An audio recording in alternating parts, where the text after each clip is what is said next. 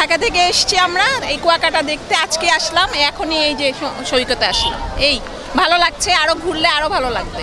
এই নিয়ে third time আসছি, ভালোই, যেহেতু আমাদের সাগরকন্যা কুয়াকাটা বরিশালের মধ্যে, পটুয়াখালীর মধ্যে এত সুন্দর একটা সিন, এত সুন্দর একটা দৃশ্য, ভালোই, সব মিলে ভালোই ফিল হচ্ছে।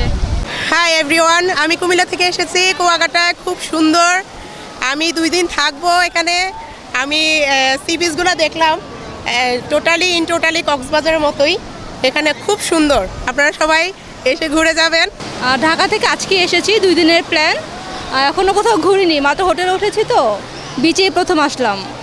ঘুরে ঘুরে দেখবো, রাখানপল্লী আছে, লাল কাঁকড়ার আছে, সূর্যাস্ত সূর্যোদয় সব কিছু দেখবো ইনশাল্লাহ। বগুড়া থেকে আসলে শহরের ব্যস্ততম জীবন থেকে এরকম যে একটা সুন্দর প্রাকৃতিক পরিবেশের ভিতরে আমরা আসতে পেরেছি, এই জন্য আমরা খুব আনন্দিত। কিন্তু বিচে যে এই বস্তাগুলো দেওয়া আছে, এই বস্তাগুলো দেওয়ার কারণে আমরা অনেকেই পিছলে পড়ে যাচ্ছি, অনেকেরই ক্ষয়ক্ষতি হচ্ছে।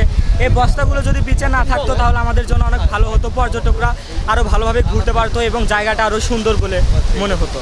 তো মাঝে মাঝে আসা পরে, তো বিয়ের পরে প্রথম, তো ভালো লাগছে, আবহাওয়া প্লাস হচ্ছে আপনার সমুদ্রের গর্জন সব মিলিয়ে অসাধারণ একটা অনুভূতি হচ্ছে আর কি। পর্যটক অনেক বাড়ছে, আশা করি সামনে আরও বাড়বে। আমাদের বেচাকিনি এখন অল্প, সামনে আরও বেশি হবে।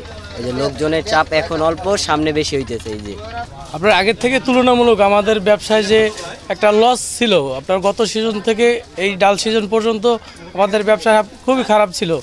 এখন মোটামুটি লোকজন আনাগোনা ভালো আছে, সড়ক রোডঘাট খুব ভালো আছে, যার কারণে লোকজন আসতেছে, আমাদের বেচা বিক্রি ভালো হচ্ছে। আমরা আশা করি যদি আপনার লোকজন এরকম আসে, আমাদের যে পিছনের গ্যাপটা আছে সেটা আমাদের পূরণ করে ইনশাল্লাহ আর কি পূরণ করতে পারবো সামনের দিকে। আমাদের ট্যুরিস্ট পুলিশের পক্ষ থেকে যে পয়েন্টগুলো আছে প্রত্যেকটা জায়গায় নিরাপত্তামূলক ব্যবস্থা আছে।